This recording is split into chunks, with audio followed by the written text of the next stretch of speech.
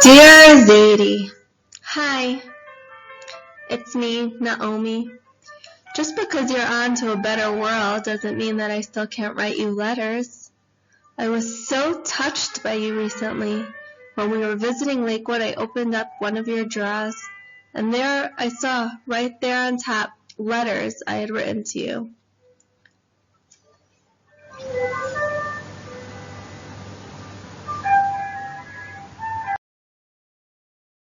That was you, Zadie. My father mentioned by the Levaya how you would always return cars filled up with gas.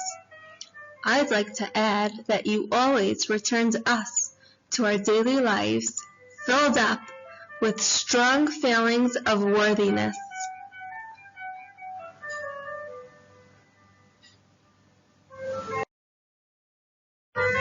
In our last conversation, I was so happy talking to you. Yet I felt so bad that you were exerting so much energy. You kept having to stop and cough and cough. Zadie, you didn't even want to hear an apology from me. You continued to exert effort to make sure I understood how worthy the phone call was to you. Every time I think, Zadie, I miss you so much, I hear your voice responding, I know, Omi, if you would know how much I miss you. It was never about you, Zadie, always about making us feel so, so special. I'm so happy that you led a life in which you had no regrets, as you told me in our last conversation. I'm so happy that you're together with your beloved wife, who I miss so much too. I'm so, so grateful that I had such a schus to have you as my grandfather.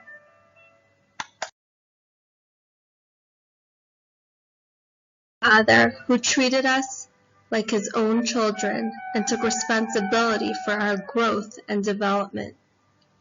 You instilled us with such important foundations and always secured brachos for us from such holy people.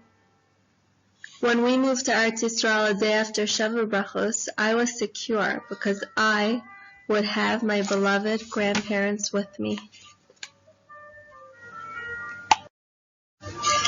Zadie, you were the biggest sport I knew. You were the one to take me to buy all my household appliances.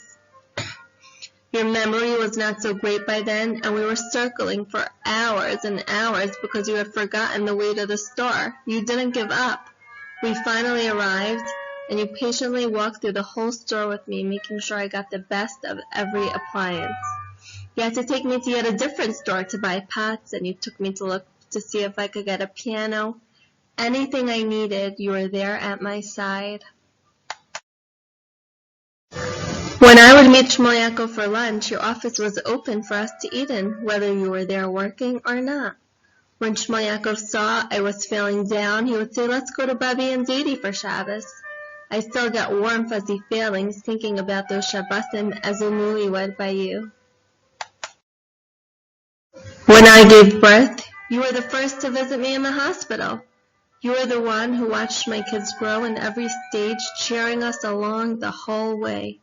What other over 80-year-old man would take young children to the toy store whenever he had the opportunity, to the ice cream store whenever he could escape? Zadie, I can never thank you enough for everything you blessed me with, spiritually, physically, and emotionally.